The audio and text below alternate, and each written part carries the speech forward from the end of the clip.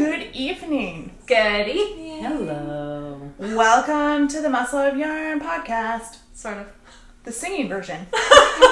Adjunct version. Right. So this is not going to be a normal podcast. This is going to be a bonus episode, part 2 of the bonus episode. Q&A session. The super bonus episode. With Jen. With Jen! And Peanut Gallery Carol, which Yes. you can't see. Carol's our narrator. Carol is going to throw candy at us She's throwing chocolate at me. when we answer questions correctly.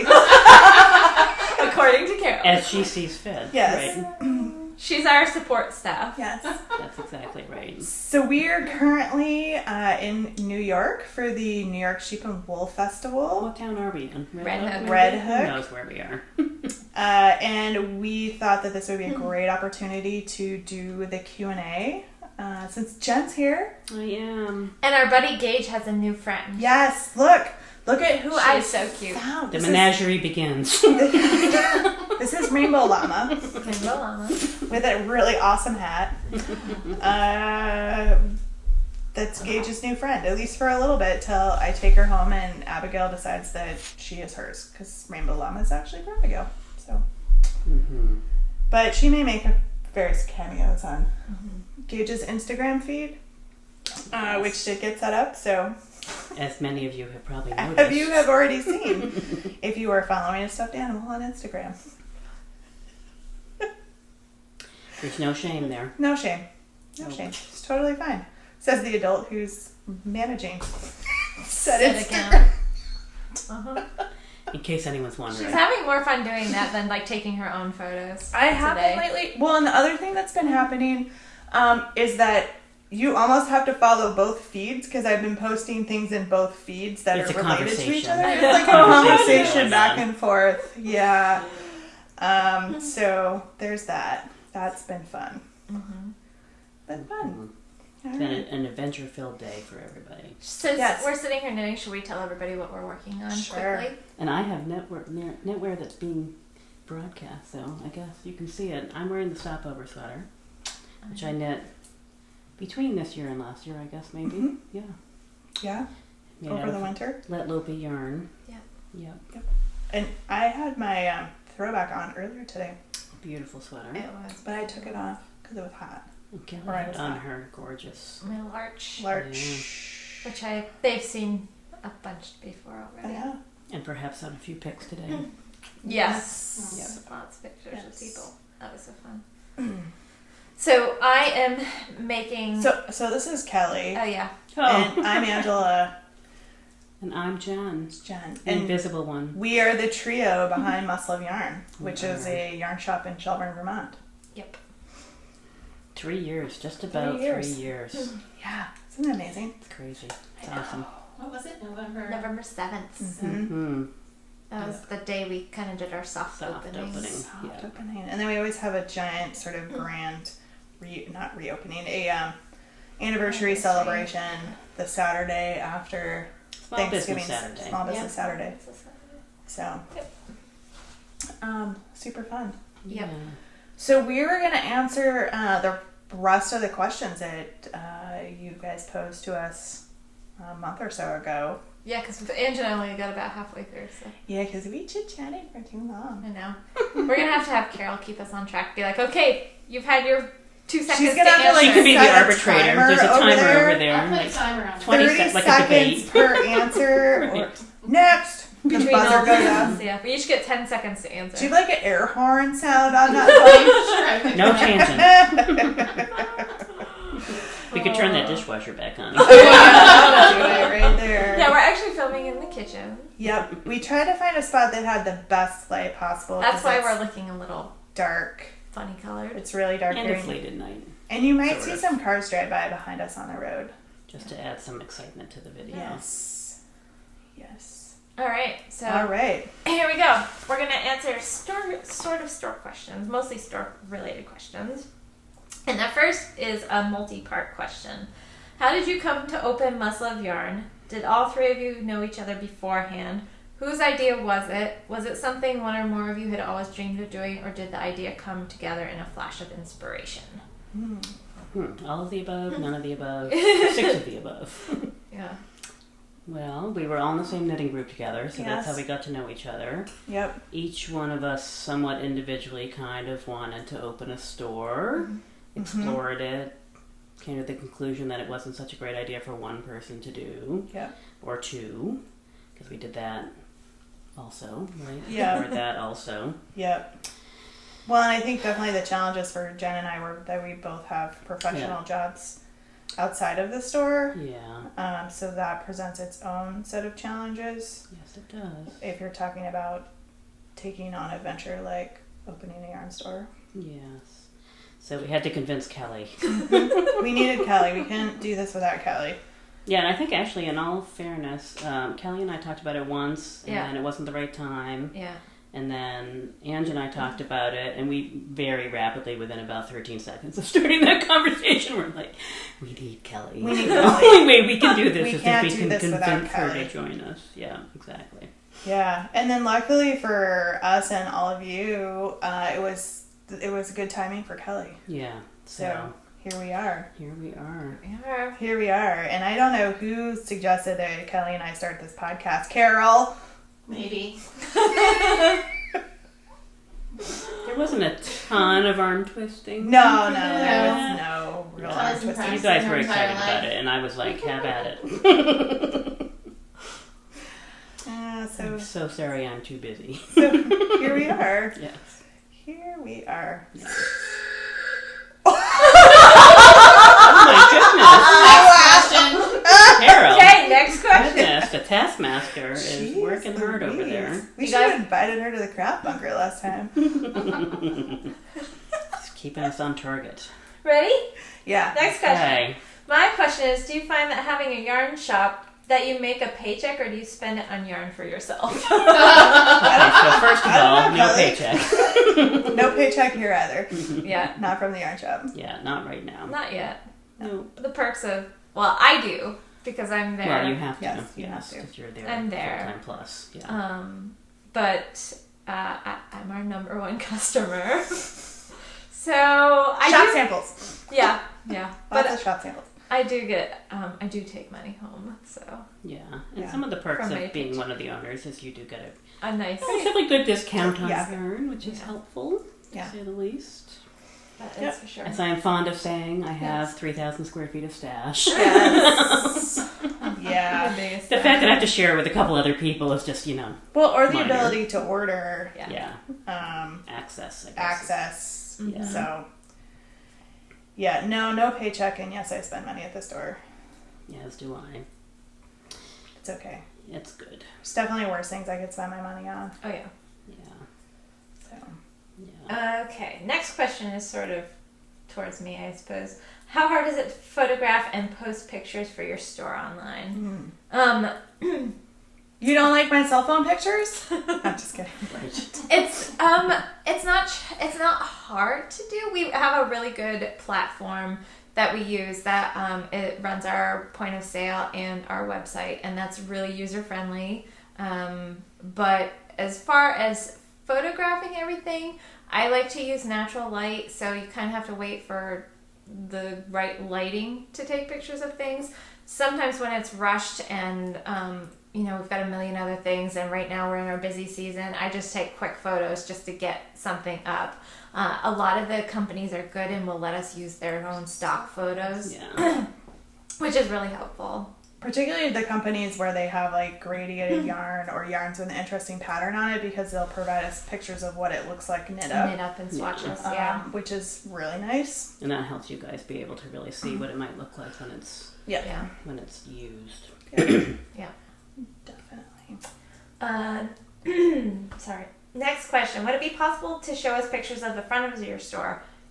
We will definitely can do that. Yes, we Not can. from here. Not from here. Not today, Um, but a good idea. Can you show pictures of your town too? That would be kind of fun to do a little field Yeah. trip and kind Do of a take quick some little pictures. video. There's a Shelburne. lot of Shelburne. cool stuff in Shelburne. Shelburne's really Yeah, pretty little it is. village. There's a lake too. All of Yeah. Vermont is lovely. She So, said, also said, I don't know if I will ever get to Vermont or something like your retreat, but I'd love to see surrounding areas. And we do live in a really beautiful place. yeah. Never so- say never. We will definitely, and Angie and I try to post pictures if we're out like doing our own having personal weekends doing whatever fun activities. We try to post some pictures so that you guys can see, and Jen does too. So definitely feel free to follow us on our Instagram accounts, our personal Instagram accounts too. Though we probably won't be doing that anytime within the next couple of months because we're entering what I refer to as stick season. Yeah. It's like one of the November ugliest times in worst. Vermont where all the leaves are gone, there's no snow on the ground, and it's really kind of gray and brown and not very A lot of pictures of the moon because that's the only exciting thing that happens for the next few months. November is a drab month. Yeah. For sure. Yeah, and it's dark. It starts getting dark. Yeah. But don't worry, if you follow me on Instagram, the first time we get some snow, I'm going to be like, woo! Snow! We did or get more a little snow. bit, but not anything that stayed on the ground. No, thank but the goodness. first big snowstorm is very exciting in my house. Yeah, it's Yes, it is. Next question. Do you enjoy owning and working at the yarn store? And what are your favorite and least favorite things about owning the store? Yes. The answer is yes. It's awesome. It is great. So far. Yeah. I like talking with all the customers when I'm there, and believe it or not, the thing that I was most anxious about was helping people with their problems because I'm a good knitter, but I haven't encountered everything that's out there for a question, so I was a little afraid that I wouldn't be able to help people, but I kind of have. Yeah. And I'm not as afraid about that anymore, and I like helping people figure out what's going on and solving things, and I love the knit group community that we have, and I just love that part. I like to come in and break all of our electronic She has a special skill. We still actually have a label printer that doesn't work properly. It has been recently. Oh, really? I've been turning it off every time. No, I'll try it again because I used it the other day and it was fine. Okay. The last season's of Vermont Box, I broke the label printer, and I don't know. Can I be held responsible? It just for this starts spitting labels out like crazy. Yeah, I don't know. same one over and over again. It's awesome. Or just blank ones. Sometimes it would just keep sending. So it's kind of become a joke because that's not the first time that I've had electronic issues at the store or broken things like the printer, which is really kind of funny because at my actual office, Are you the IT person? I am the IT person. Yeah, and then I come into the store and I don't know, who knows? So that's funny. It's a fragile ecosystem. Yeah, it's pretty funny. So there's that. Let's see, what size is the sleeves? Does it matter on this sweater? I'm just Kelly, curious. say your favorite part of working. Not anymore. My favorite part, I would say, is probably the customer interaction and just the really good friendships that we've kind of... Sorry, that wasn't an alarm. that we've kind of created just, through getting to know people. Yeah. We've met some really amazing, wonderful people We have such through a the great store. community. I think for me that's probably a top one too. And getting to do events like this too. I know the podcast is store related, but it's a little bit different. But we've gotten to meet people from all over. I mean, all over the world. All over the world. Yeah. We met some really fun people from across the pond. I mean, we are shipping a meerkat card to the Netherlands. Yep. And a bunch to Canada, and it's just so fun. It's been amazing. Yeah. It's such a small world sometimes, which is just crazy. Yeah. Little town of Shelburne, Vermont. I know. And yet it's part of the global world. Absolutely. Least favorite thing. Paperwork. Yeah, I mean, that is the thing behind owning any your there's own always business. some stuff. There's always stuff. I don't actually. I kind of like doing some paperwork sometimes, but the biggest thing for me, which isn't a problem now, is that I just didn't have a lot of time to do everything. Like, being on the floor and teaching classes and helping customers and everything else, and then trying to cram the paperwork in between, and having to kind of set that aside and jump from one thing to the next. That was challenging. But now that we've got some awesome staff in the store, that's made that much easier. And, but yeah, before it was just kind of balancing everything. And, we finally are at a point where we could hire staff to be in the store too. And, so Give up you a until little coverage, backup. So that's been great. So. Yep. Yippers. All right. My question is, do you or would you carry spinning tools and fibers? Would you ever sell raw fleece as opposed to dyed braids? We've talked about that, and we do have some spinning fiber. We actually are really low on it right now. Yeah. We have a lot of people who request it, but it's such a personal, I think spinning fiber is such a personal thing that it's, right now we don't have the capacity to be able to carry the variety that you would need. Yeah. And I think we'll get there, but we want to kind of build up the yarn base first, and then that'll help kind of support the spinning and everything else. Yeah, it's definitely been one of our priorities from the very beginning. Yeah. We just are trying to find the right time and The balance to bring that in so Right. that And that's it makes also sense. an expensive endeavor. Because wheels are expensive. They take up a lot of floor space. It's a small market. And it's a to small some degree. market. Yeah. Yeah. Yeah, much Yep. smaller than the knitting market. Yeah. Yeah. But it is something that is in our minds, and we've talked about it quite a lot. Yeah. Because I'm a spinner, and I would love to be a spinner. It's a retirement project. Yeah. And having it in the store would be the perfect excuse for me to get into spinning. Because you've got time, like me. Oh, of course. And raw I know. fleece, I would love to, but that's hard too. I mean, that's another whole challenge of. Mm-hmm. Yeah. We don't have a lot of backstock space either.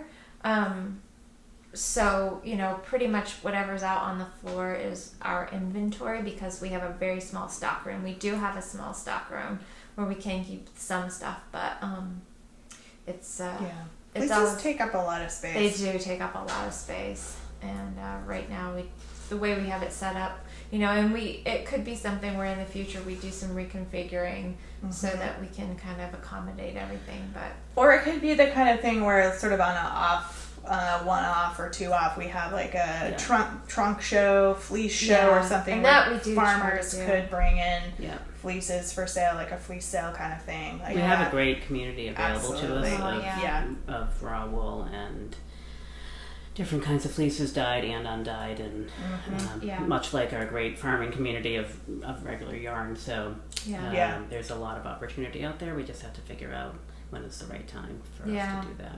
And right now, for a lot of our farmers, I mean, they're getting more money. They have to spend money to have it made into yarn, but they're also getting more money from the yarn. rather than just selling it as fleeces. Yeah, exactly. So it's harder for us to get some of the local fleeces because they're like, oh, I just sent it all off to the mill to get spun or turned into roving or so. Exactly. So I mean, we can, especially if we told them ahead of time, hey, can we have a few raw fleeces from this year's clip? Right. So, Right. Let's see. If you had to rename the Must Love Yarn store to something else, what would you name it? We don't even want to have to think about that because you should have seen the lists we went through. Oh my god, 5-8 pages. Oh my god, we all brought like pages and pages and pages of ideas. And ironically, this was one of the early ones, like in the first 10 maybe that we spit out. Yeah. And then we just went on. I think that was Jen's. Jen, I think, had that one. And we're like, you know what, that's the one that all kind of resonated for us. Yeah, but we did explore a lot of different Oh my god, choices. we did. We got really silly at some points too. Yeah. Because we were like, oh my god. I'm There's pretty so sure many I still choices. have the book where we were keeping notes, so at some point I should snap some pictures and throw them up on Instagram There's like and be 5,000 emails could have related to this topic. Oh my gosh, I know. Yeah. So, not going to happen. Yeah. Not to mention the fact that 3 years of branding later. Oh my god, yeah. I know. Yeah. Yep. I'd like to know, what are your 2019 and beyond plans for the store? Anything new, different, etc. percolating? Well, the retreat. Retreat. Every year is we the try to big bring thing. a little bit more, I think. So Yeah. each year Yeah. we just add another layer of And stuff. like subscription type thing. Well, not necessarily subscription, but kind of more Seasons of Vermont type ideas down the line. Yeah, maybe a tweak on that. Yeah. Some stuff we're not going to tell you. Yeah. Some of it has to be secret or it won't That's be right. fun. Yeah, I know. Yeah. Yeah. Still in the Also, planning we're kind of phases. impromptu planners. Yeah. So. Sometimes planning's on the podcast, as you well know. Yes. Yeah, we brainstorm. We like to brainstorm on the podcast. We regularly surprise Jen with, "Oh, by the way," Yes. Yeah. or Jen's like, "So I was watching the last podcast, Dan." 8 weeks after you recorded it. So I hear a couple months ago you were thinking about this. What happened with that? Right. Yeah, Should not be concerned. Yeah. So, yeah. Yeah, so stay tuned. It's Yeah. hard to say, not knowing. Right. That's right. Don't worry, we've had some super good ideas tonight already. Oh my Yeah. God. Yeah. Which we're not going to share. I'm sorry, I can't go into this.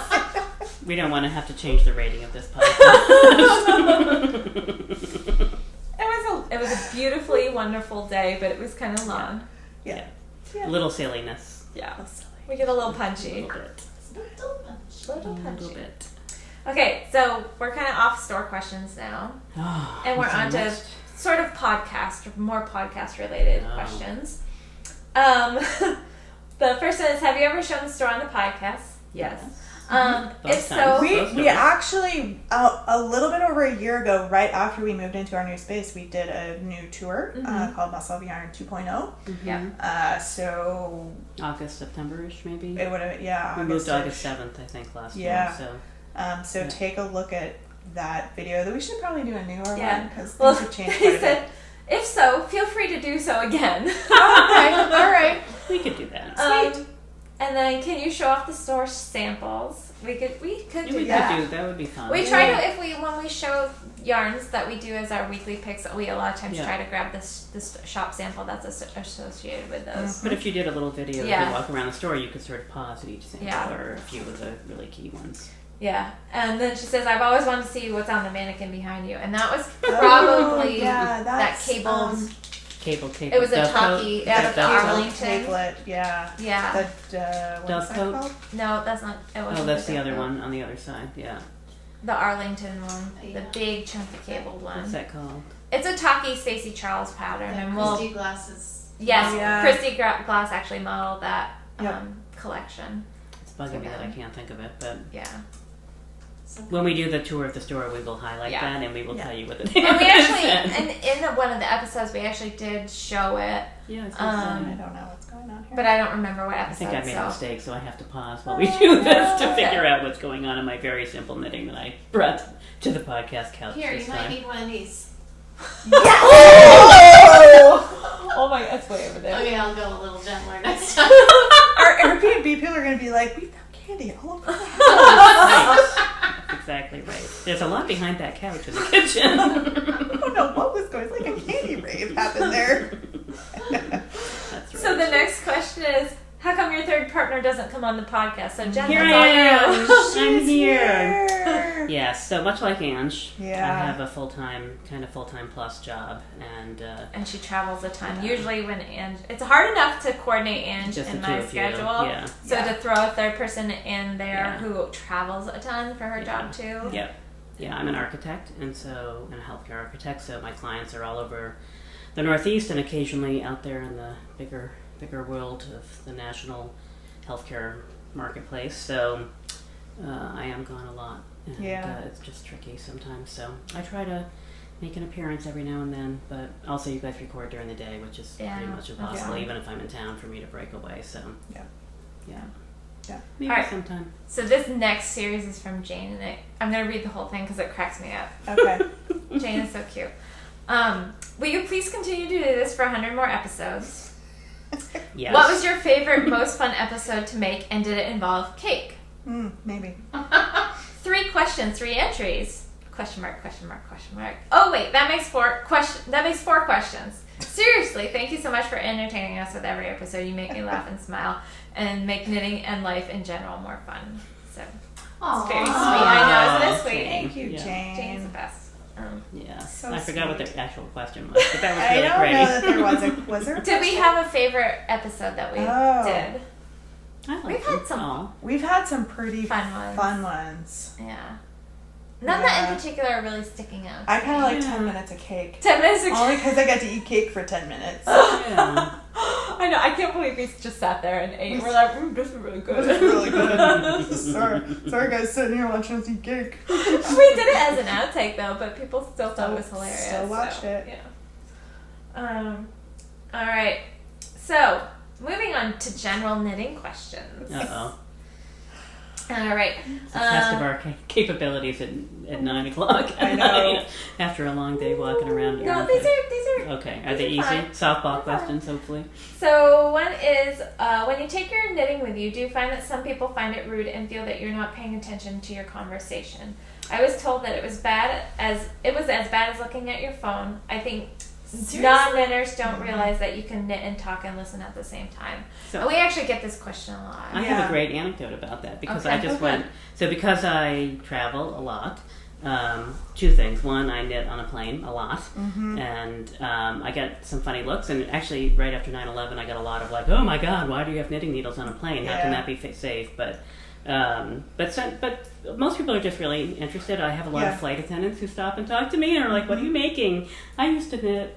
And the other piece of the anecdote, I guess, would be that I have some conferences that I go to that I can knit at. Others I can't if I'm presenting or something. But I try to read the room. Yeah. I have one in particular that I go to fairly frequently that I knit at every time. And now the CEO of the organization comes over and it's like, "What are you making this time?" Yeah. So Yeah. And if you're going to like some lectures and things like that, Yeah. sometimes you can ask them ahead of time. You know, a lot of people are pretty understanding if you say, I actually pay attention more yeah, exactly. if I have if my hands are busy. And some people really get it, others don't. But just in social situations, most people know that I'm a knitter, and they just kind of get that it's part of who I am. And so when I pull my knitting out, it's not offensive to them. But I know there's a lot of people who do feel that way about, you know, that you're not paying attention.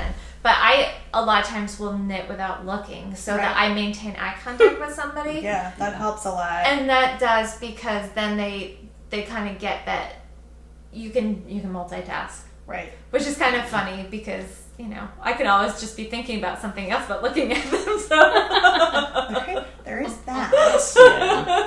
Yeah, I have Now committee you know meetings your that I go secrets. to, and I I know, explain right? to them at the very beginning that I'm going to knit, but it's because it helps me stay awake, and otherwise I would just be fidgeting because I need to be in motion a little bit when I'm sitting still. So. Well, and sometimes for me it's just I will ask, particularly if it's a smaller group, does anybody have any issues if I knit? You know, basically assuring them that I am paying attention. Yeah. And you know, for the most part, at least here in Vermont, people are like fine with it. Yeah. And if I'm other places, no, I don't care. Yeah.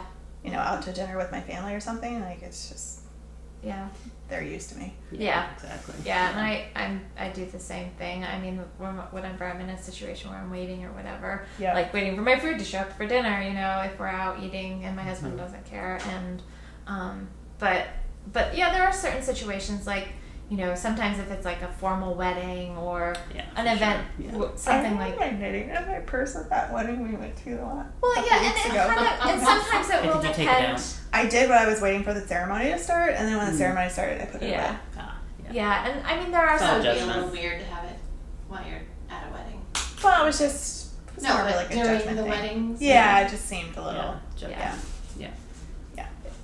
disrespectful. I don't know, even though I don't think it was, but Yeah, I mean for the most part, I'm try to be pretty respectful about what's going on around me. If I see that it's fairly casual, then I will.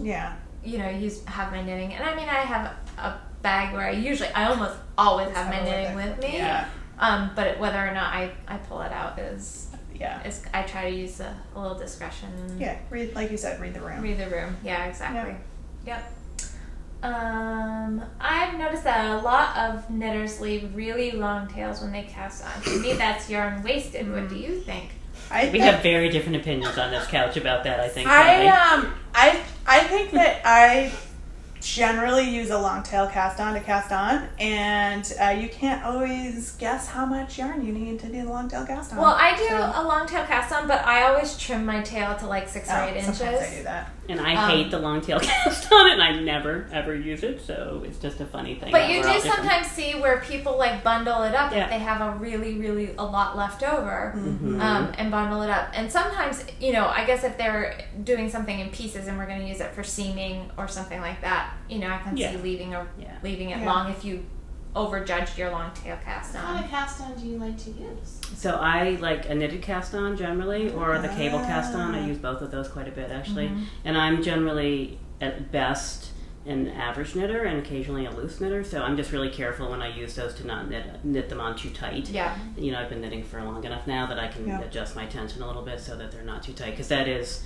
a common problem with both of those cast-ons for newer knitters. Yep. Or slightly tight knitters. Well, I would say that's why I use the long Yeah. tail cast on, because It's just too fiddly for me. I just don't love of it. the other Yeah. cast ons, I get the stitches too tight, and then I can't get my needle in to knit the first round, and then I just get angry. And I hate the Yeah. idea of wasted yarn, honestly. So for me, that's part of it. Like with the knitted one, you I just very 6-inch tail, good to go. Yeah, I very rarely end up with more than Yeah. maybe a foot of extra yarn. So to me, I don't feel like that's Yeah, no, that wasted. definitely depends on your skills. and Yeah. what you're doing. I mean, I've been doing it long enough. I'm pretty good at judging that now.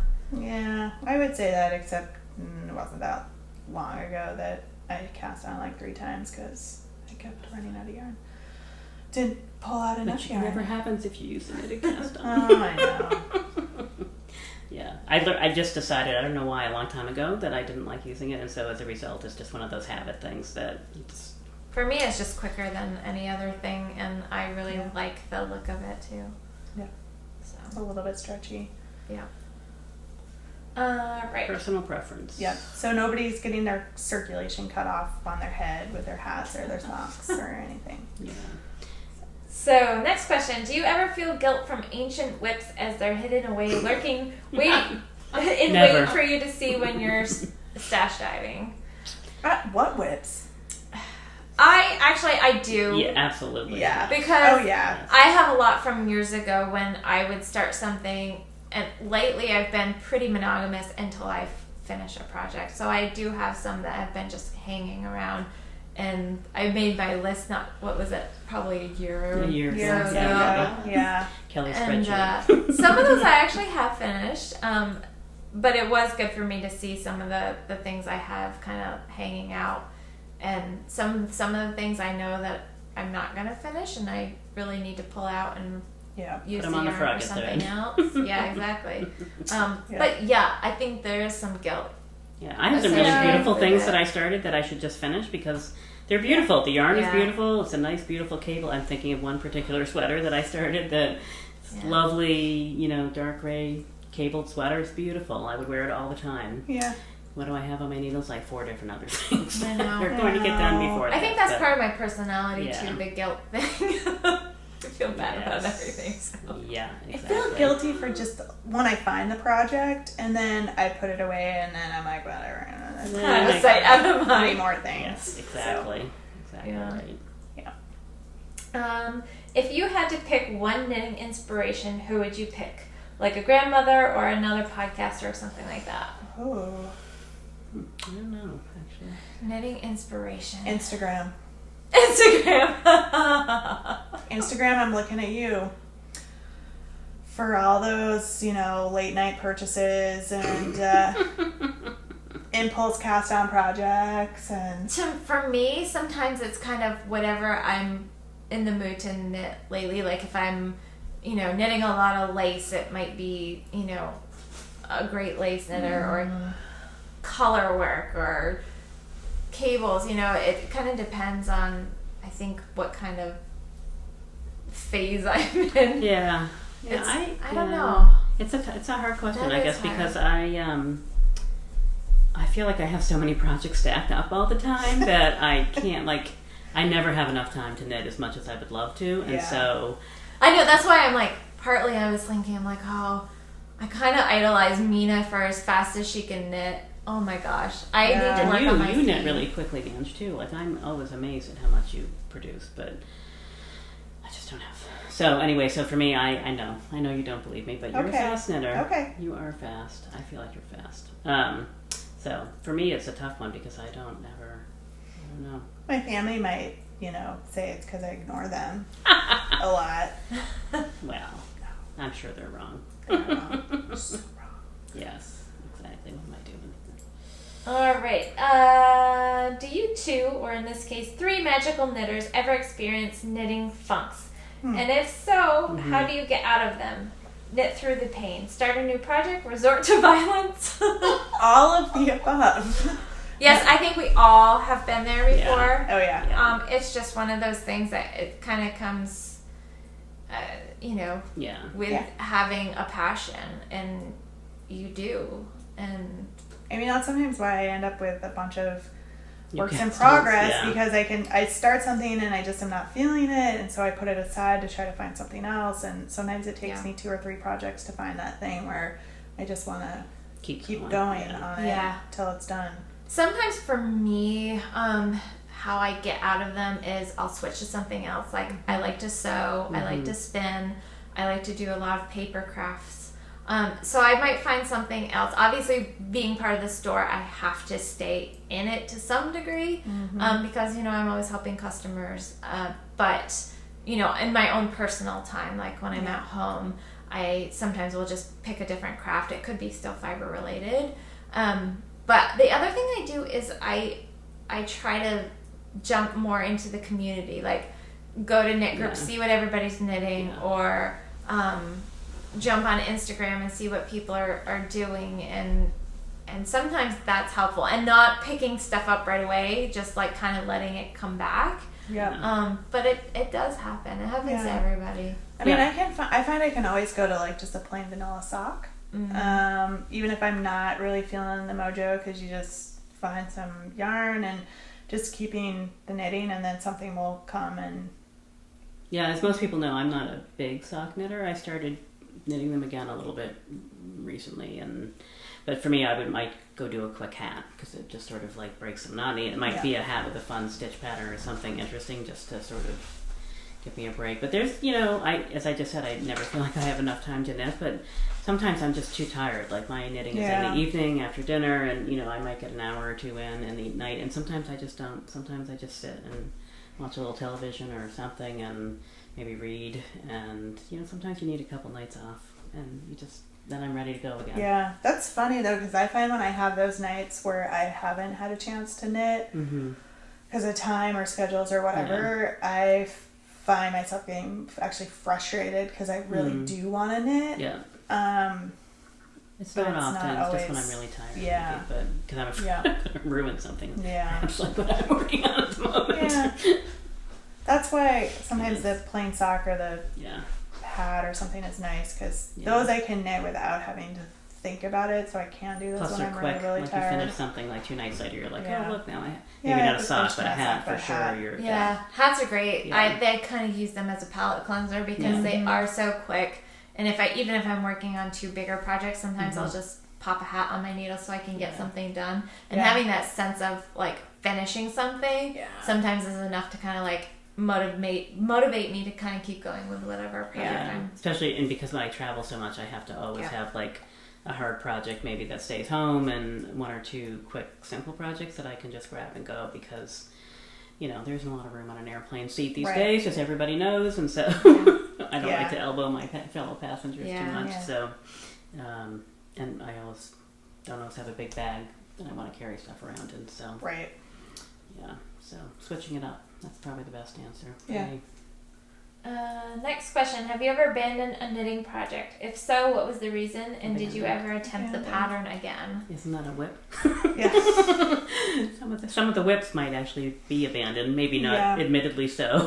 Haven't fully come to terms with this just needs to get ripped out. I had one that I started and I didn't get very far on. It was a mohair lace cowl, and it's knit on really big needles, and I just was not enjoying it. And it was like the lace mohair, so it was the really fine stuff, and I realized A, I wasn't going to wear it when it was finished, because it just wasn't my thing, and B, I was not enjoying the knit at all. The pattern was written fine. Sometimes I've abandoned things because the pattern was just horribly written. Yeah. That's true. I have abandoned one or two things now that I think about that. Yeah. So, I mean, in those cases, so I have for sure. And sometimes it's just because I realize when I've gotten, there may have been something that struck me originally when I saw the pattern or I had the yarn or whatever it was. And then I started doing it and I was like, I really am not enjoying this. And why did I decide to do this? Because I'm not going to wear it anyway, Yeah, or the yarn is not knitting up the way you thought it would, or... Yeah. Yep. What is your least favorite thing to knit, or when is knitting not enjoyable for you? Socks. Yeah, Jen is Easy definitely answer. not a huge sock knitter. Although I have a new pattern that I've tried that I kind of like, so... I'm not a big might change intarsia that. knitter. I don't like intarsia either. I'm not a huge fan of it. It kind of depends. It has to be a very specific project. Occasionally, I like doing it, because for me, it's about creating a picture, and so depending on what the project is, I can do it, but it cannot be like a big involved thing. It has to be something that I can get through. I actually even took a class at Stitches one year for intarsia, and I was like, no, not for me. It definitely really, has to be something that you don't mind fiddling, because it's a little fiddly depending on what you're doing, but I intarsia, and I don't do a lot of toys. I like knitting stuff. I don't mind doing them, but I just don't do a lot of them. I did for a while. I don't anymore. Yeah. Exactly. Some are just too fiddly. Susan B. Anderson, I really like the way she writes her patterns because a lot of them, you don't end up with a lot of pieces that you have to sew together. They're kind of modularly knit.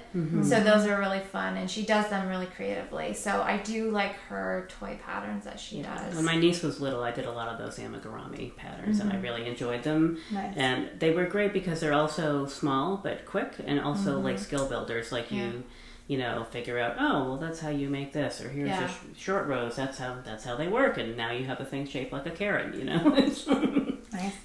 So I enjoyed those for a while. I would say fingering weight sweaters, but considering that I'm working on one right now, and I may or may not have purchased yarn this weekend to knit another one, people on this couch would probably be like, oh, really? People on this couch have had this conversation. People on this couch were present when said yarn may or may not have been purchased. But people on this couch did not say anything because they're not those kind of people. People kept their opinions to themselves. People said that's really pretty yarn. People were told that people had to slap fingering weight yarn out of said person's hand. Single skeins. Oh, that's right. Single I skeins. forgot that qualification. Yeah. So I guess I wasn't too delinquent. I like to complain a lot when I'm knitting fingering weight sweaters because they take a really long time compared to, say, worsted weight I sweaters. honestly didn't know. That flew. That was so fun to knit. That was a fun sweater to knit. But I love to wear them because I find they're so much more wearable. As an indoor sweater, they're great. Yeah, they really are. Yep. What is your favorite project to knit? Lately for me it's been sweaters, but shawls are everything. Yeah, I don't have a favorite. I mean, it just depends on what I'm doing at the time, honestly, for the most part. Sweaters and shawls are my two things, but I wear them a ton too. Yeah. Sweaters and socks, and every once in a while I get into a shawl kick. I'm kind of out of a shawl kick right now. I have a sweater and a shawl and a hat on the needles right now, and they're all enjoying them all. So, in those socks. Socks. The one sock pair that I do. Two pairs of socks per year. Right. Just because they're if you had unlimited resources, both money and knitting time, what yarn would you buy and what would you knit out of it? Is this a trick question? A trick question. Cashmere, I guess. like Probably all is the the yarn. thing. Oh, you guys know mine would be Kiviot because we were asked about what yarn. This may have been the one. Is this the one that won that we answered, sort of? Oh, I might have I don't been. know. Yeah, I think it was. But that's still Kiviot still stands for me, and I would probably knit myself a cozy sweater because can you imagine wrapping that goodness around yourself? I was actually eyeballing some Kiviot at Rhinebeck today, and I didn't. Ange and I respectfully stepped outdoors for just a minute. Yeah. I can't actually remember how I answered this question on the podcast. Yeah, I don't remember how you did either. I don't really have a particular... Maybe I didn't answer. No, I you do said that something, but I sometimes. can't There's remember what there's you so many said. beautiful, beautiful I yarns know, I out think there. that's It's just the kind of thing. this project dependent or, Yeah, yeah. absolutely. And actually having the store gives us access to a lot of really great Yes. stuff, so that helps. What is your favorite travel knitting, and have you ever finished a project while on the road? I always think I'm going to finish everything when I'm on the road. Well, I brought 4 projects to work on this week. Yes, as did I. No, 3. Only 3, sorry. I have 3, and then I have backup yarn in my bag. Never mind that I was going to a fiber festival. Just in case, because you never know. In case there wasn't any really good yarn I know. here. I mean, Yeah. that obviously could have been a problem. It was not, as it turns out. But Not at all. Favorite travel knitting, I like cowls and hats. yeah, small. Socks sometimes, but I like cowls and hats. Yeah. Depends on how I'm Yes. traveling. Yeah. And for how long, because Yeah. that's a very key component. For Yep. me, most of my trips are overnight trips, so I need something small and portable. But like if you're Without going a on lot vacation of for a week, colors then you or have to bring skin. 4 or 5 projects with you. Yeah. Right, because Varying. you just never know, varying and no complexity. other place sells yarn ever. No, never. Yes. If you go to an island in Maine, really it's... That's true. you That's have to probably be the one place. prepared, Because for sure. Yes. Portland, Maine doesn't have any yarn shops. I'm not in Portland, though. But you I'm can 45 take it. minutes away. Oh, okay. Right. Okay. Yes. So I this know. is really Sounds funny like- and apropos because somebody asked, "What will be your first purchase at Rhinebeck this year?" Oh. So what we was can it? tell you what our first purchases were. We went to CC's Wool. Oh, at Rhinebeck. how are we qualifying this? At Rhinebeck? Well, it says or at Needles Rhinebeck. Up? So I'm assuming we're Rhinebeck's the skipping festival. yesterday. Today. So yeah, Okay. I mean, we Okay. did go to Needles Up, and that was where we made our first purchases on Friday. Yep. So today's Saturday that we're recording. Saturday, October 20th, I think, right? Yep. I don't know. Whatever that Saturday The is. 20th. Yeah, so today's 20th. So we came down the 19th and met up with some people and did some damage at Needles Up. Those two also got tickets to Indian Did Tangles. some damage at Indian some Tangled. damage. Thank you, Thank Christine. you. Thank you, Christine, so much for... Christine yes. and Jonice. Mm-hmm. Yes. Maybe there's a small surprise coming your way. And so then Rhinebeck. So Rhinebeck, Cece's probably for all of us, right? CC's Wool. Yeah. So We my made a line because it was a nice quiet winterly tent. / autumnly sweater that I did. If you guys have been watching the podcast for a while, you'll know that the kind of semi-solid rust color was one of her yarns. It was a huge skein. It had just over 1,100 yards on it in one skein. And Massive. Because it was fingering weight, right? and it was fingering weight. Yeah. So it had the top part, the yoke was a different color that I used the hedgehog fibers, but the rest of it I used, and I still have quite a bit of the CC's Wool left. And really enjoyed working with it. It was one skein, so I didn't have to alternate skeins, and you know, I didn't have to weave in ends because it was one skein, and you know, so it has a lot of benefits. And so yeah, it was great because I had tagged her Cecilia in the post when I posted on Instagram, so we actually started this great relationship, and we got chit-chatting back and forth, and that was a lot of fun. And she's actually going to be coming to our retreat. Yeah.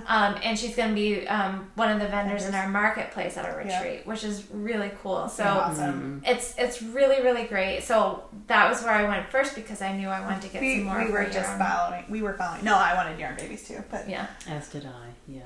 And so we were all very successful. we were all there. Yeah. At that location. I got some worsted weight this year because I wanted to get a worsted weight to I think do we a all did, sweater. actually. I got worsted Mine was weight. worsted weight too. Yep. Yeah. Yeah, and I definitely almost sweaters, got some funny. fingering weight too, but She had some really beautiful Christine. stuff there. But if she still has some left tomorrow, maybe I'll just get. We might Fingering back weight. in tomorrow. Because I love fingering weight sweaters, and I actually I love knitting them too. So Yeah. But yeah, that was our first purchase. Mm-hmm.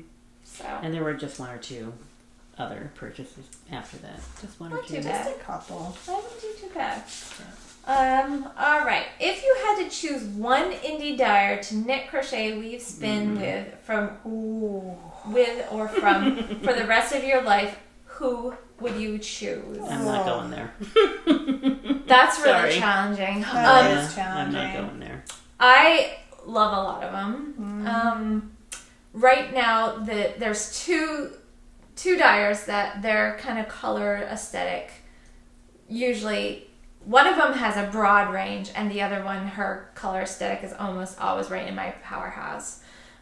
So, Christy of Fiber Stash, she can dye any color on any yarn, and it can be beautiful. Yeah. And she's got a wide variety. She does semi-solids that are stunning. She does speckles that are amazing. Yep. She does some kind of small section dyeing. I don't know how you describe that. I don't do it. So, but if you're knitting socks, you can kind of have some fun micro stripes happening. Yeah. So she is definitely, and she's the one that has kind of the broad range.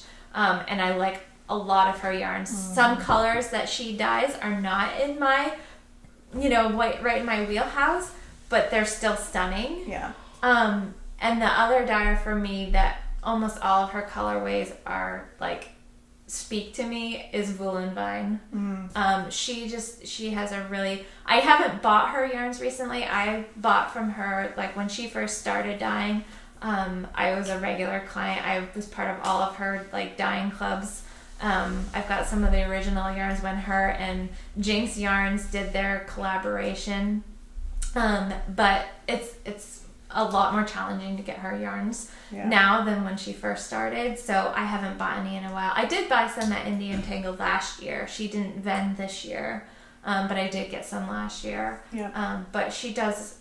Her color palette that she does is kind of really right in my it's definitely my palette too. Nice.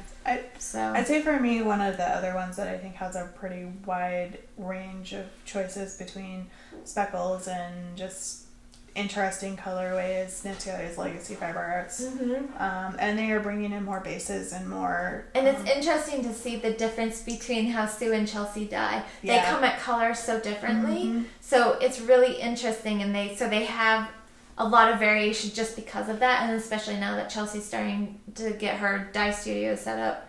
It's really neat to see where they're going to take it, and they're each doing some of the different like the Christmas ones. Chelsea's doing this what is it, the Great Knittish Skein Off. That one is kind of her baby, and then Sue's doing the 12 calendars. Days of Christmas one, the mini skeins, 12 mini skeins of Christmas. So it's kind of neat to see that develop too. So, and especially because they're in separate states, it's so it's kind of interesting. So and they do have some really fun fun yarns. So there really are too many. So many. Yeah, there's really hard to. Fused Fiber Thank goodness Studio, that's not a real problem, right? Primrose and Primrose is great. Hedgehog is Peggy beautiful. Jane Fibers. Peggy Jane is great. We're really blessed to have a million really good choices locally, and obviously just walking around Indian Tangled last night. My gosh, just there's all these amazing dyers, and then there's the whole world full of really amazing dyers. So it's a tough thing. It really is. I mean, we could name a whole bunch of them, but it would be hard to pick just one. For sure. So thank goodness we don't have to. I know. I know. What is your favorite knitting/weaving/spinning tool, and what is a must-have? Needles. Needles is a must-have. I'm going to stay basic. That's my answer, and I'm sticking to it. Definitely needles are a must-have for knitting. And I like all kinds of needles, so I can't even really narrow. I like wood ones for certain things and metal ones for others, and I'm using the Zing interchangeables now, and I really like those. So it's. Well, I have and Carol picked some up today, but I'll show you the baby scissors because they're not. They're not super necessity, but They're adorable. They are adorable. Cute. Look at these. So they're teensy tiny. They're hard to see. here. But I got these last year at Brooklyn Haberdashery at Rhinebeck at the New York State Sheep and Wool Festival. And they are just so adorable. They're really sharp. They're Italian. And they're really, really lovely. And they fit in this fabulous little Notions case that Carol got me. That's really cool. Which cool. Has all Great. these like little stitch marker compartments in here, and it's got some bigger ones here where you can put some bigger stitch markers and some needles, and then it's got this big case where you can put like my little fix-it tools in there. The little scissors are in there. I've got a cable needle in there, and then it all folds up just like that. Suitcase. Carol, where did you find these little They actually Notion had them suitcases? at one of the booths they do? at Rhinebeck. Yep, I saw them there. Where'd you find that, Carol? Did you It's buy it an here? Etsy shop, but Larissa from Green Mountain Spinnery had one, and I'll There's one of the booths that yeah? was selling them. oh Yep. cool. It was in the upstairs from Green Mountain Spinnery. Okay. In that building. I'll I'll have to make go another run check. at that one Yeah, tomorrow, because that's a really great. that is I mean, great. They're super it's not like you don't really need 12 little Notion cases for all your various Yeah, but it things, but that's a fits, and then it perfect fits one. in whatever project that Yeah. you're working on too, and And you've got everything's right there. everything. And it's kind of slippery, so it doesn't stick to the back. Which Yeah. is So nice. I'm gonna say for me, these little bold Oh, stitch those markers are which great. you can't They are see because you can they come apart. You can take them on and off your knitting. They're thin, so they don't mess up your. You can attach them Attach them. onto your knitting. They just from a multi-purpose Those are standpoint. ones I go back Yeah. again and again to. Yeah. It's not like I don't use the other ones sometimes for many other reasons, but those Right. are the ones I use by Right. far the most. Because generally I forget or I'm like, oh shoot, and I need to put it on like in the middle of the Yeah. thing, and it's just Or if you need to catch a stitch before it drops down, deep. It's easy Yeah. to do with that one. Yeah. absolutely Use them for seaming. Yeah. Yeah. Stuff. Yeah. super handy. They're great. Yeah. Yep. Which is why I'm always scratching my head when I cannot find one because I have a million of them everywhere They're often in the couch, I Except- find. when I need them. Right. Yep. Yes. The Etsy shop was exchanging fire. Right. Exchanging Okay. fire. Okay. Good to know. Okay, this is sort of a question for me. On the sock machine, how often do you use it, and do you like the sock machine? Yes, I love my sock machine. And those are socks I gave to Jen for her birthday. I just finished those. Because I Lovely, finally awesome socks. got my ribbing See how needles. nicely they match my sweater.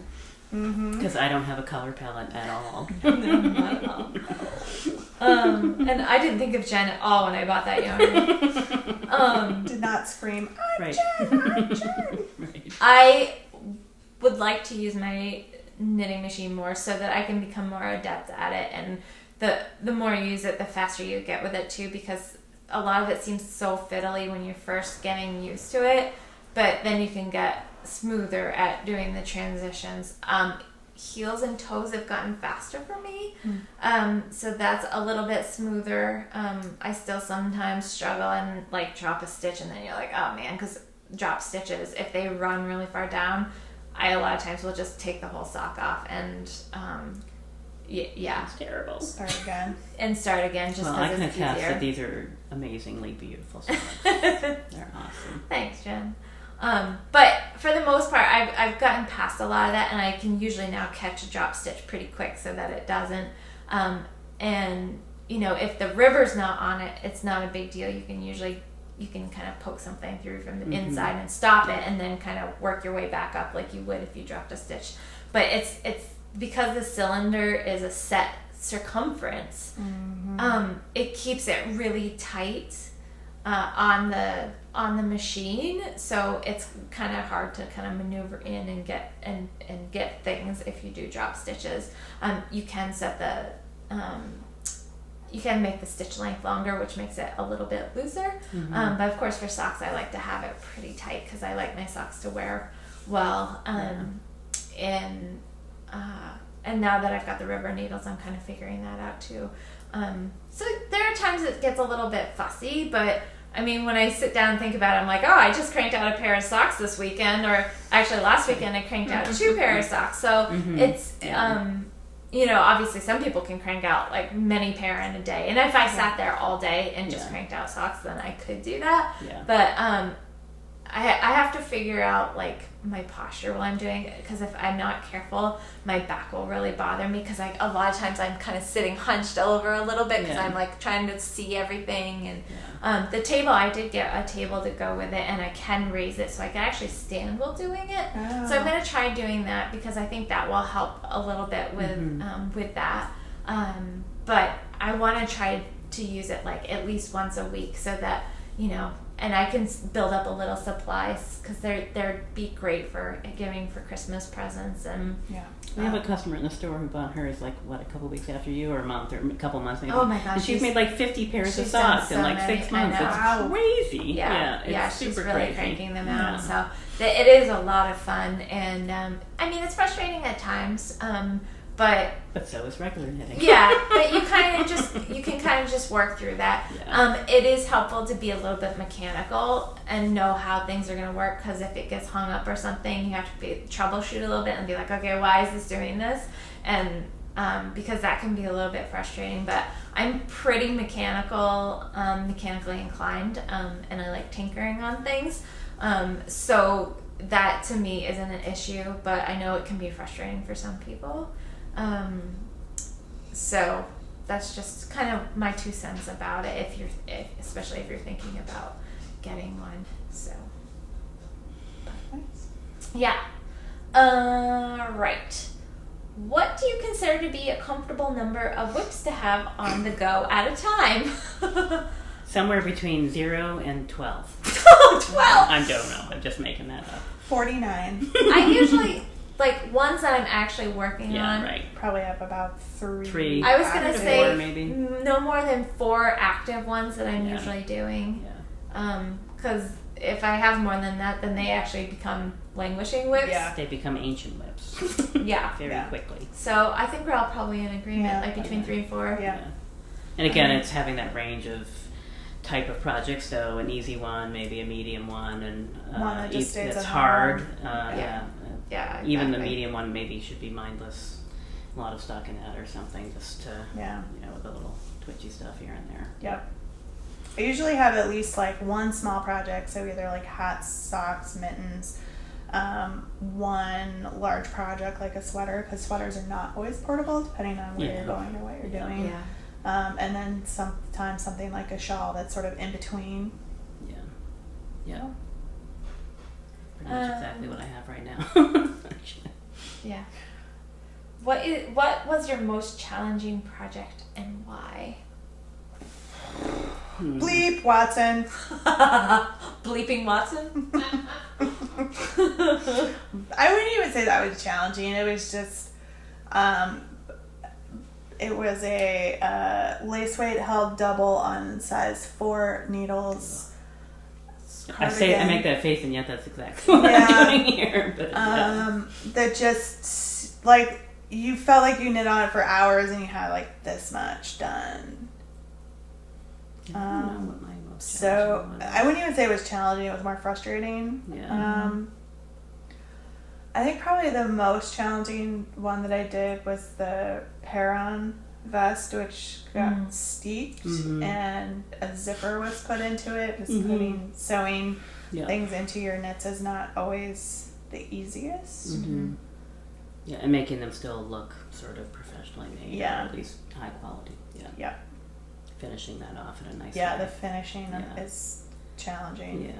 I don't know, honestly. For me, probably that lace mohair cowl that I just abandoned.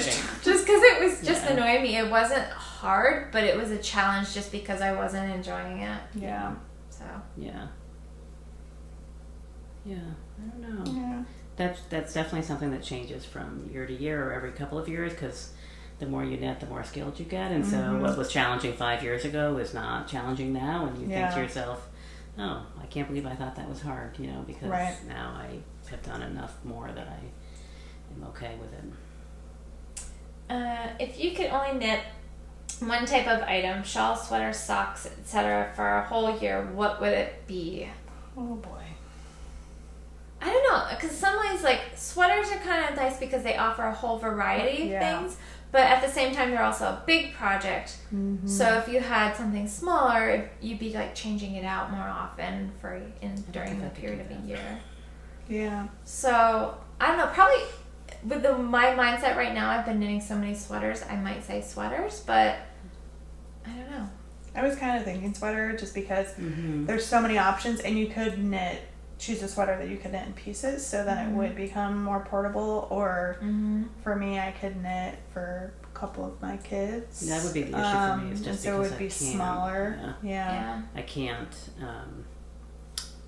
I can only do certain things at certain times. So in terms of size and portability, so if I had to only pick one, it would have to be something smallish that I could carry around with me. So what that's funny shawls, though. probably I would probably choose shawls only because you have so much diversity of stitch and pattern and color or not or whatever, and they start small and they're fairly portable. Even the big ones are. So. Well, when I knit the featherweight, I did that on lace weight yarn, and I could carry the entire sweater in like a sock project bag because the lace was just so.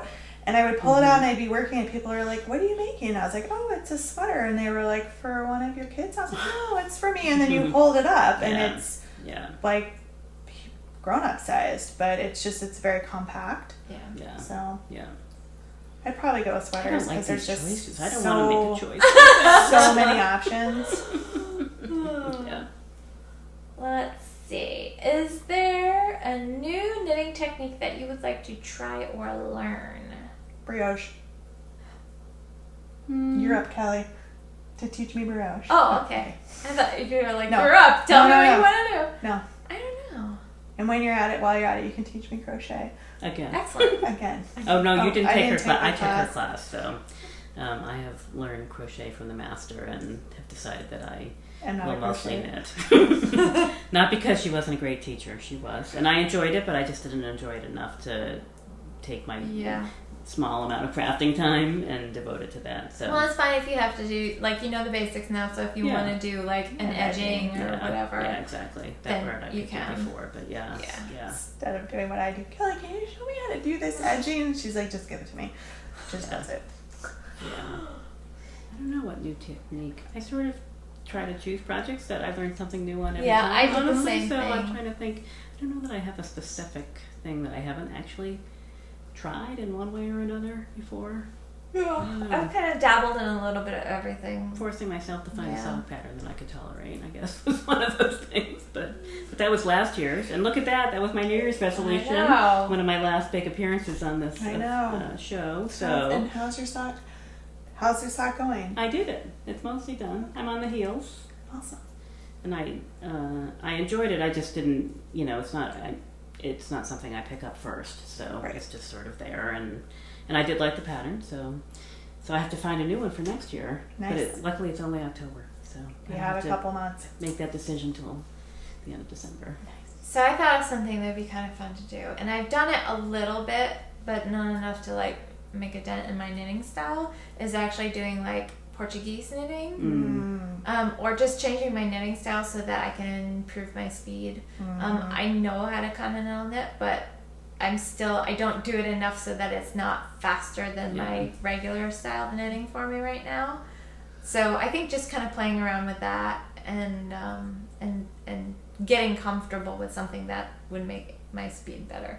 Yeah, that's probably a good idea. Who would be in your celebrity knitting group, and who would be at your dream knit night? Amy Beth, if that's Oh my god, she's the best. She's so cute. We had fun chatting with her at Needles Up the other Isn't night. Hugh Jackman a knitter? I mean, let's be real here. What, like Ryan Gosling or right, one of those? exactly. Yeah, Ryan Gosling. Yeah. Oh, celebrity, you mean like movie Celebrity. stars? I don't know. That's where I went immediately. I thought they meant like the knitterati. I think it's a choice. You can choose. Okay. Yeah. Okay. You can come to my knitting group too if you want to. Well, it could be different because celebrity knitting group and then dream knit night. So, I mean, yeah. I think some of the people we've met through podcasting or some of the podcasters that you guys watch too. Yeah. Yeah. Just because it'd be kind of fun to to hang out with them and get to know them Yeah. in a different setting. Mm-hmm. Yep. So we have our dream knit night coming up at our retreat. Our Sunday, retreat, Yes. oh my gosh, potentially. that is Yeah. going to be so fun. Yeah. Yeah. Yeah. And That'll oh be my great. gosh, we got to meet, there was at least Good. 4, 5, Yeah. 6 maybe Yeah. even people who came up to us. Some of them that we knew were coming. Yeah. And other people were like, "Oh, I'm so and so, and I'm coming to your retreat." We're like, "Yes!" Yeah. Yeah, it was Yeah. awesome. I know, it's gonna be so fun. So There's much such fun. a great group of people coming. Yeah. I am so excited for it. Yeah. It should be fun. Yes. It's gonna be And great. Sue and Chelsea, they make me laugh. Oh my gosh, They I know. totally make Oh my me laugh. gosh, we Knit giggled. group. We giggled Yeah. so much at Needles Needles Up. Up. They were so Yeah. busy, and I didn't want to like hold them up, but we were just giggling so much. Yeah. They're Yeah. the best. It'll be fun to have some Yes. downtime with them because we're Yeah. always doing like a trunk show or an event or Yeah. whatever with them, or Yeah. just getting to chit chat with them for like 10 minutes when they come in to get something at the store or something. Yeah. So it'll be Yeah. nice to have like some downtime, Yeah, knitting time with them. totally. Are they gonna be at the retreat? They Yeah. are. Wow. The voices from the great I piano. know. Oh, she apparently ran out of candy. I know. Hey, where's my candy? Did you eat all the candy? I noticed it went back into the room there. What is your most precious skein or skeins, and what did you make or plan to make out of it? I don't have that either, actually. I don't know. I have this really nice skein of yarn that is hand spun. And I spun it when I was spinning like every single day and spinning a lot, and I love it. It is a spunky eclectic yarn. It was one of her I was part of her Fiber of the Month club, and it was once a year she would always do like an exotic fiber or a rare breed fiber or something like a special one for the people that were in the group.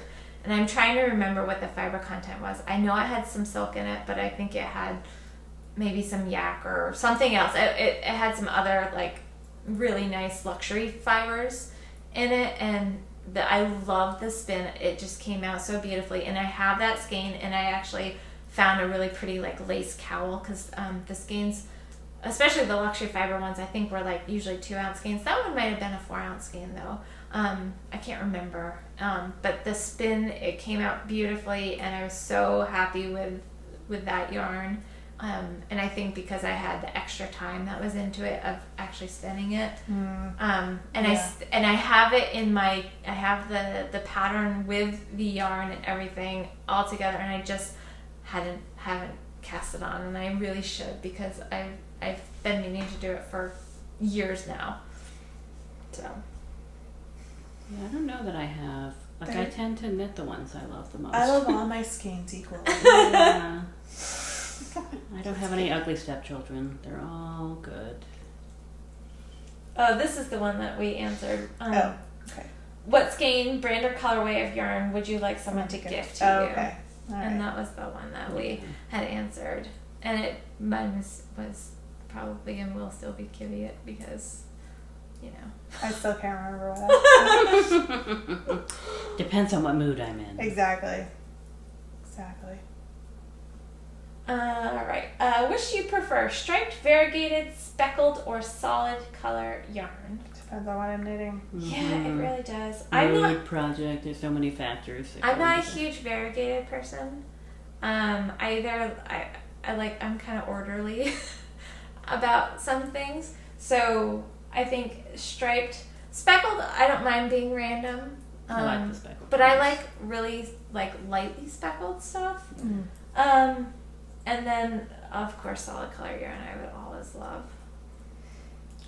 It depends on what I'm making. Yeah. So I kind of like it all for different things, different uses. So Yeah. striped yarn I probably wouldn't use for much besides socks, but I love it on socks or hats. There's some interesting technique patterns with striped yarn that I'd be Yeah. interested in trying, but yeah, I tend to agree. I'm sort of an equal opportunity yarn lover. Love them all for various things. Yeah. What sweater pattern do you recommend for a knitter who has never knit a sweater before? Fingering weight, DK weight, top down or bottom up? Flax, probably. Flax. Yeah, Yeah, flax it's is a a good worsted one. That's our weight. go-to, I think, a lot in the store for people who Yeah. ask that exact It's question. a in the store. pullover.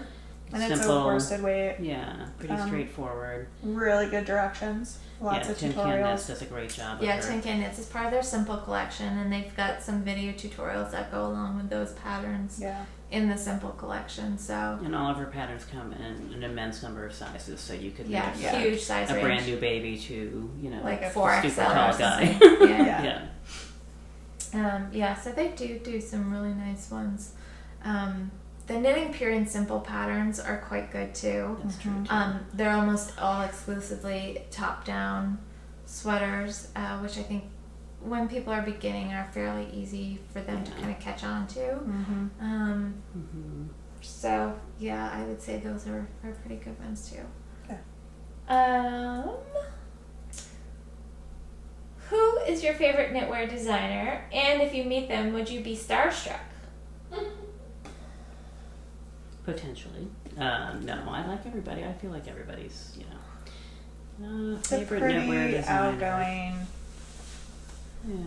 There's a lot of them. I could list off a whole bunch of them that I like. Yeah, I guess that's kind of how, I can't just keep saying I love them all, but it's kind of true. They're all, I don't know that I have I don't have a specific favorite, that's for sure, because I definitely like a lot of different.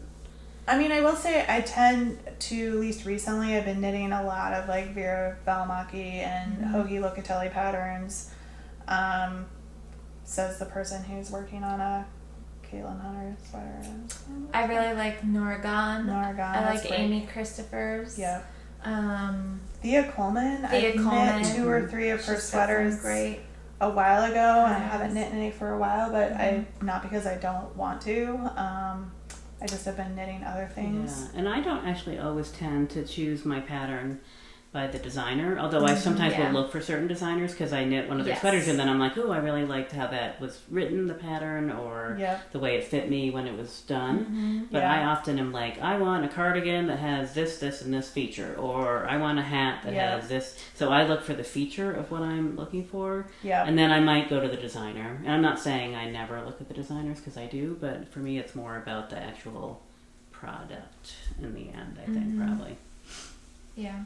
Yeah, though it's interesting because I will find, like, if I'm just browsing through patterns, like, hot right now, or just get the little thumbnail of, you might like this pattern section of Ravelry, I'll be like, ooh, I like that, and I click on it, and I'm like, oh, well, of course, it's designed by so-and-so, and I tend to really like their patterns. And I like a lot of Hannah Fettig because she does a lot of wearable, like, basics, like wardrobe staple type pieces, which are really nice. Pam Allen's book, Knitting Pure, Plain and Simple, the Plain and Simple knitting one, whatever it is.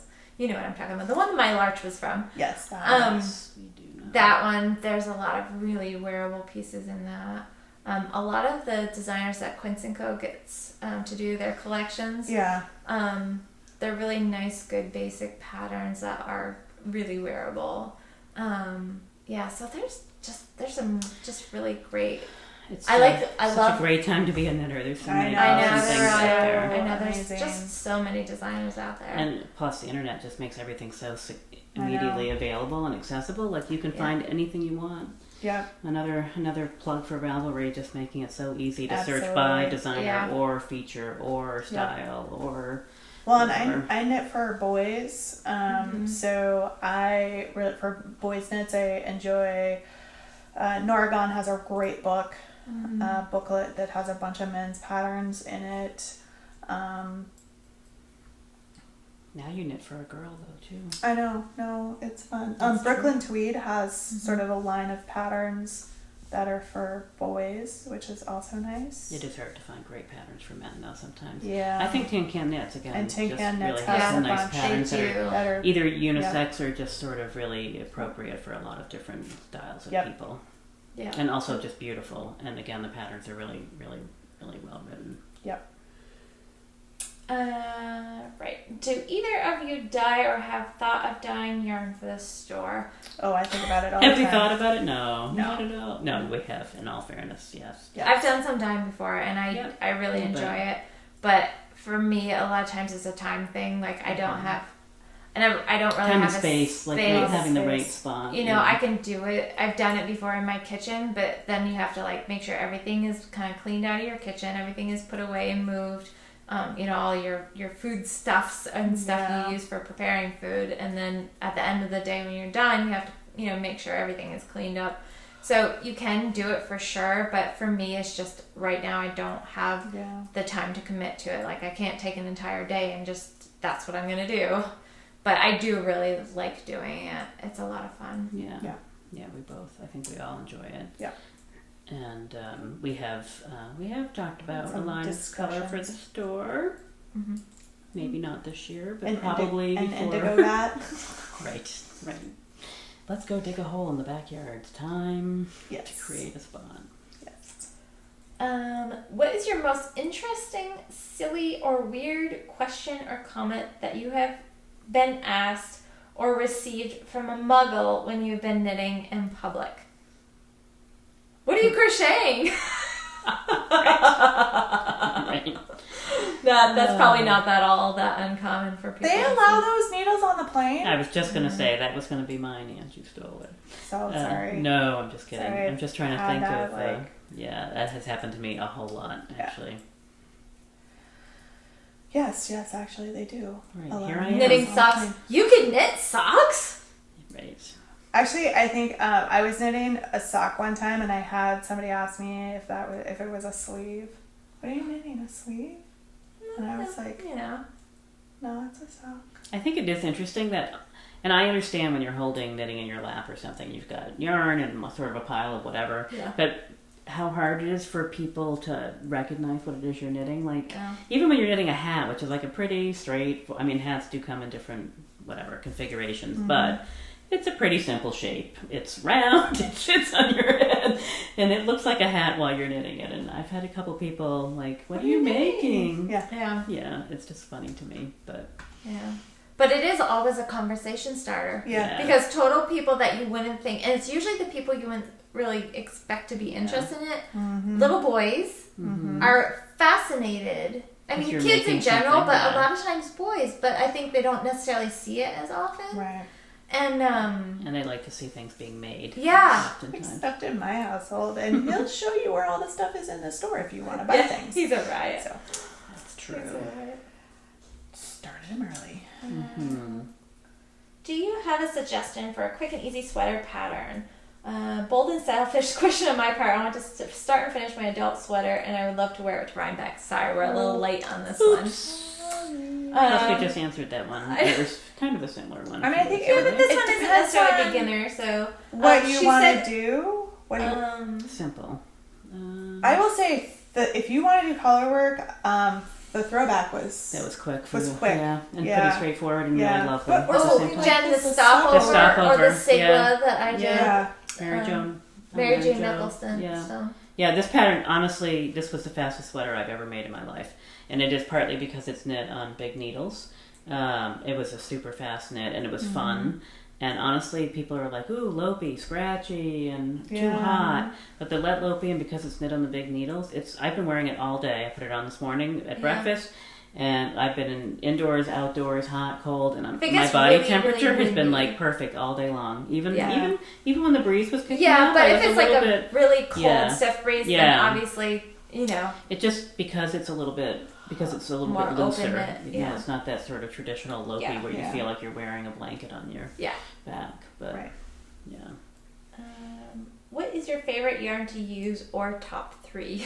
Jeez. Or top 12. I really 100. enjoy Yeah. knitting with the wool stock from Blue Sky Fibers. That's a really nice yarn. I've been enjoying that a lot lately. It has a good color palette. I really enjoy a lot of the Quince & Co. yarns. They're really lovely. And I love farm yarn. We've got some great farm yarns at the Yeah. store. And I actually just swatched for a new sweater last night. I've got to measure my gauge. But I really enjoy all of the farm yarns that we have too. So I like it all. those those are kind of my top 3 lines and or. Yeah, I know it's hard to pick. Go to bed. Good night. Good night. Good night, Carol. I guess we might be getting close to the edge here. I like a lot of the Malabrigo lines Yeah. because the colors are good, the yarn quality's good. It's pretty affordable. Mm-hmm. Yeah, I like wool stock. I've made a couple things with that. And again, for me, it's always project specific. Like, whatever the yarn is, that's best for what I'm trying to do. Yep.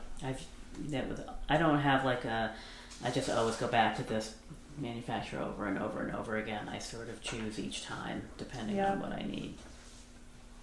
Or what might be new, or what caught my eye, or something I've always wanted to use. Or, Right. Right. Haven't used that before, so I'm going to give this a try. Yeah. Yep. Where is the strangest place you have knit? Doesn't everybody watch the outtakes? They're the funnest, but then your whole podcast is fun too. Strangest place. That's a good question. I don't know. I knit kind of everywhere, so. I knit everywhere. Exactly. Yeah, I don't know. I was telling you were in the car this morning. You were in Carol. I was telling Jen. Was it like 5 or 4 years ago? I came to Rhinebeck by myself, and I was driving in, and I got stuck in the snarl of traffic. I don't know how bad if the traffic gets that snarly again coming into the fairgrounds, but it literally took me like an hour to drive like 2 miles. That used to be people's biggest complaint, and then they actually set up the separate lane. So I may or may not have been knitting on a sock while I was in stop and go traffic because it was just crawling and sometimes just stopped for really long periods of time. So yeah, I don't know if that counts. But I tend to knit a lot if we're out walking around in places with my family. Yeah, so that gets people will comment on that or. I've taken mine hiking, and then when we get to wherever the kind of destination is, usually like top of a mountain or a lake or pond or something like that, then we'll sit and knit and eat lunch and well, I'll sit and knit, but we'll eat lunch and just kind of relax for a little while before we hike back down. So, if you could host a knitting retreat anywhere in the world, where would it be? Must love yarn in Vermont. I know Shetland would be fun. Yeah, now there's a million choices, right? Scotland. Million choices. Yeah. Iceland, that'd be fun.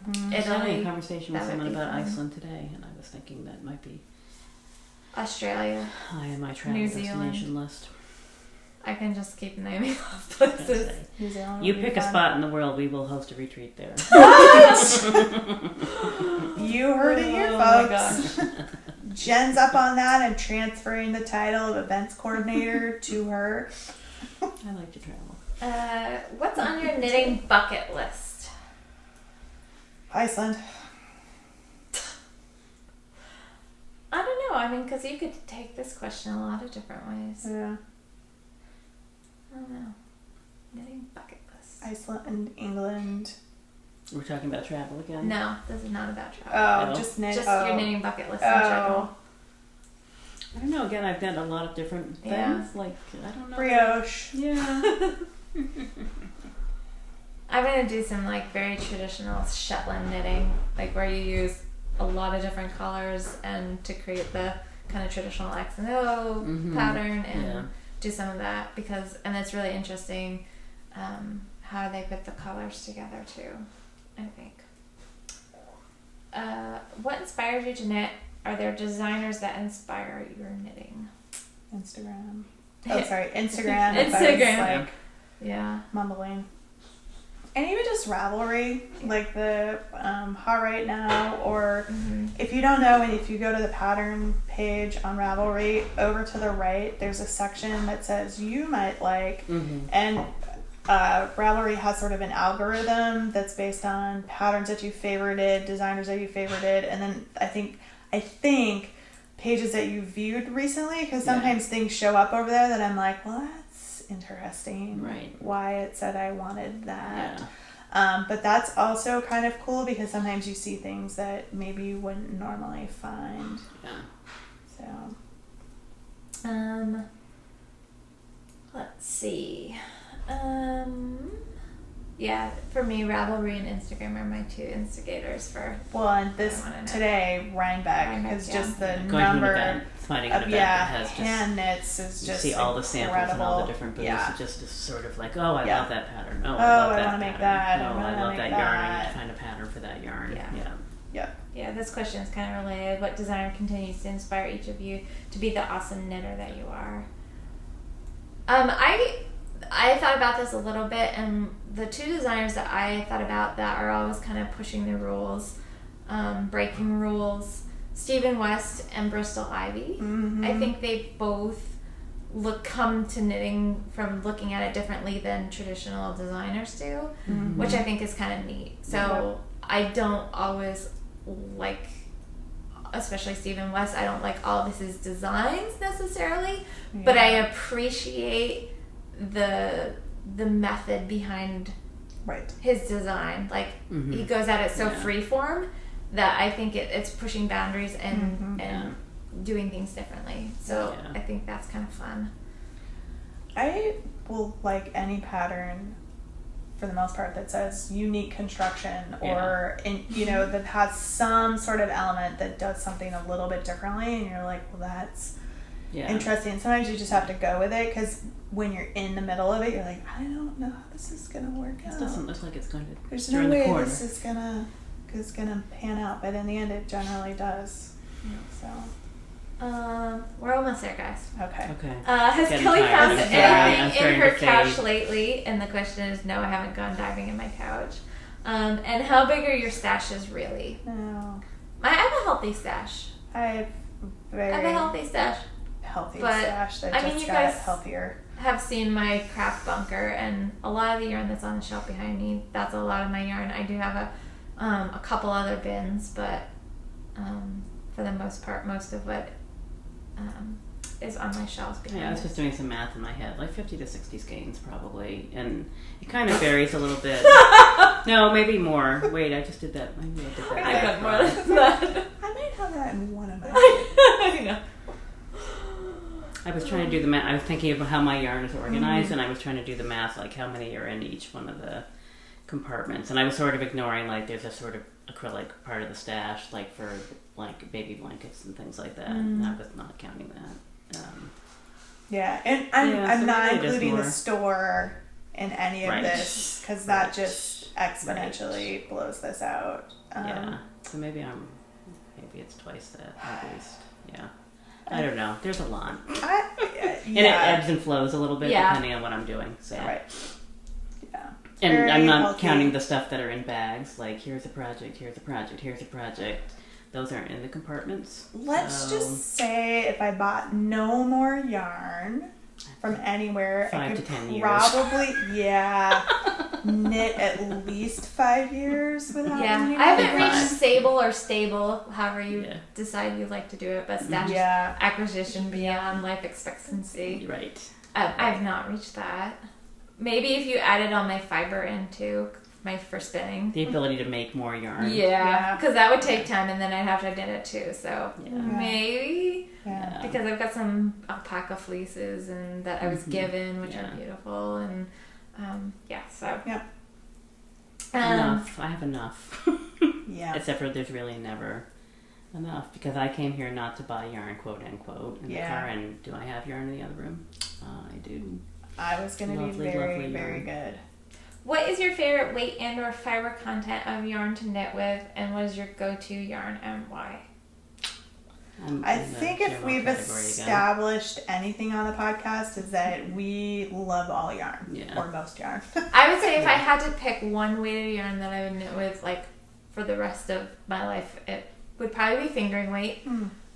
Because you can do so many things out of it. I mean, I'm knitting a fingering weight hat. I like knitting fingering weight sweaters. You can use it for socks. I mean, it's a really versatile yarn. I know a lot of people have a hard time because you have to knit on small needles. Well, you don't have to. DK for that reason. DK or sport. But I really, really like fingering weight. That's true. Fiber content, well, Yeah. Like, I natural. don't mind if it has some silk or some nylon in it.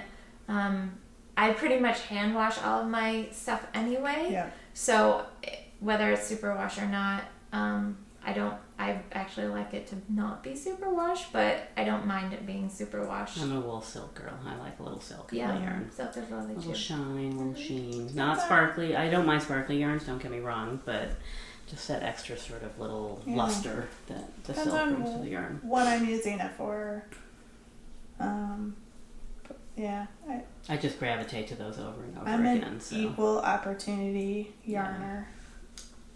Where would your dream knitting, of course, vacation destination be?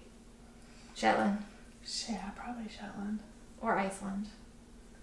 Well, if you know, the British Isles, Yeah. you could hit a whole bunch of stuff at the same time. Yeah. That would be really cool. And if you threw Ireland in there Ireland as is well, fan- like just would be. I've really heard kinda fantastic cool. things. So I've been about lucky Ireland. enough to go to those places, so I have to choose a different one. So, not that I wouldn't go back, because I absolutely would. I have been. They just Yeah. all predate my knitting. I've been since I was career. a knitter, so I have that luck. Because I just went to Scotland a couple of years ago, and and I found some lovely yarn while I was there. Yeah. And when I went to Ireland, I did as well. So I would probably maybe choose Iceland right now. That might be my first, because it's so easy to get there. Also, like it's a easy, simple trip. Yeah. But Yeah. I'm sure I can find yarn anywhere I go. Basically, Yeah. is what that Yeah. boils down to. So. Oh, and I do. My family can attest to that. Yes, I always do a little research and check places out. This question is probably going to be really quick, so I'll read it quickly. Have you ever seen episodes of Sarah and Duck? The Scarf Lady is my favorite. If you have, who's your favorite character? If you haven't, you need to look them up. I have not. Have not. Have not. Okay, We'll look up. we'll look up. We will research. So I'm going to turn two questions into a two-part. What is your most wearable knitting project, and what hand-knit garment or garments have you worn the most? I wear Larch a lot. I wear Sigla a lot. Those are two sweaters. I wear my my Color Affections shawl a lot. Oh my gosh, and my Paris and Berlin cowl. I wear that a lot. Lately, those are my 4 go-to pieces that I wear. I would say, I have a funny answer kind of, is that I have a couple of hats and I have a balaclava that I knit for myself, and I wear those the most because I walk really early in the mornings, and so in the wintertime I wear them every day. So, so there's that. Other than that, a couple of the sweaters. Like I just finished the PC sweater that I had on yesterday, and I can see that I'm going to wear that sweater a lot because it's a great sort of all season, like all year round kind of sweater probably. And I like the stuff over sweater a lot. It's a great sort of piece as well. So I used to wear Water and Stone a lot, and it's been on a mannequin at the store for quite a while. And I switch just that out again for you. I just stole it from the store on Thursday to wear at Indie Untangled, so it may not come back to the store, so I can wear it again.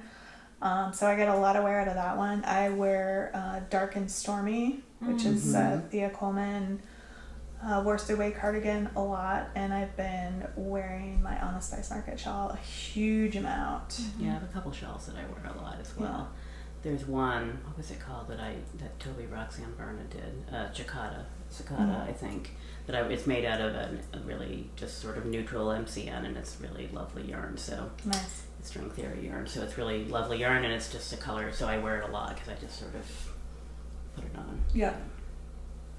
Awesome. And the very last question is one we've already answered, so it's what's your favorite thing to knit, which we already talked about. So Oh my goodness. I love all the knitting. That's right. I know some of them I got good at combining, and some of them I missed because I was like, That's oops. quite all right. Yeah. It was a long list. Yes, you're multitasking over there, Cal. So, and I'm multi mistaking over here. So I'm putting this aside for the moment.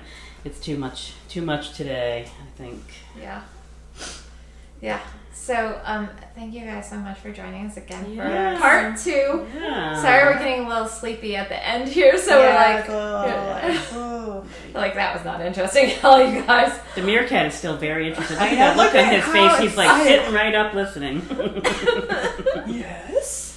Very Right. attentive. I guess the question is how many people are super creeped out and turned the show off like an hour and 30 minutes ago because he has not moved. Because he hasn't once. moved and he's just staring at him. He's tired. Maybe we should give he him wants the to chocolate. take a little nap. He's tired. Poor little guy. Tired. It's past his Poor little bedtime. person. Anyway, we're gonna wrap it up. Yes. We're gonna hit part of the Rhinebeck Sheep and Wool Festival, New York State leisurely Sheep and Wool stroll. Festival tomorrow morning, because that's kind of our normal thing. We go there and spend a couple hours and then head on Head home. We home. haven't seen the sheep yet, so we No. have I to do know. that. Tomorrow we're gonna see Did the see sheep. some llamas today, but we really need to see the little Yeah. sheepers. Yeah. So, from Rhinebeck, thank you guys so Yes. much, and we will do a Rhinebeck recap probably Thursday. this week, and show you all the fun things that we found, and of course we talked to a lot of them about whether or not they wholesale, because then we can share it with all you guys too. Absolutely. So stay tuned for some new stuff we might be You can bringing. look at my into the Instagram store. post and share my goodies Yeah. with them as well. Yes. So thank you guys so much, and we will see you soon. Yes. Thank you guys. Bye. Bye. Wait a second. Somebody's got to get up and turn off the. I'm ready. Or I can. I gotta go to Over bed. the top. I know. I'm about ready to fall over. Alright. Yeah. It's all like gritty. God, I gotta come sit and get resituated since the camera's all the way over there. Oh. Hi, ladies. Hello. Hello. Hello, that's much better. We can move that a little closer. We could. Just a hair. Yeah. Because it cuts off. It looks like it's cut off on the thing, but it doesn't really. So. We have a little 6 inches on each side. Hey, can you look. push our camera a little closer? Hey, you! Hey, Excuse you. me. Stage grip. Which way would you like it? Towards us. Towards us. Not a super close up, please. Okay, back up. Kelly's off. No, just No, turn. she's fine. Just turn the. It's fine. No, That's that's actually perfect. pretty good, That right? works. Perfect. Press the Thank button. you. Thank you, Kelly. No, it's already going. That's already going. That was all on. That'll be on the outtakes. That was recorded for posterity. We look orange. We do. Well, the yellow of the light. It's a. What? Are you seriously coming to heckle us? She's gonna be our Are you drag. kidding? I'm not gonna miss this time. She's got the treats there. The treats. Don't forget the treats. That's our positive reinforcement.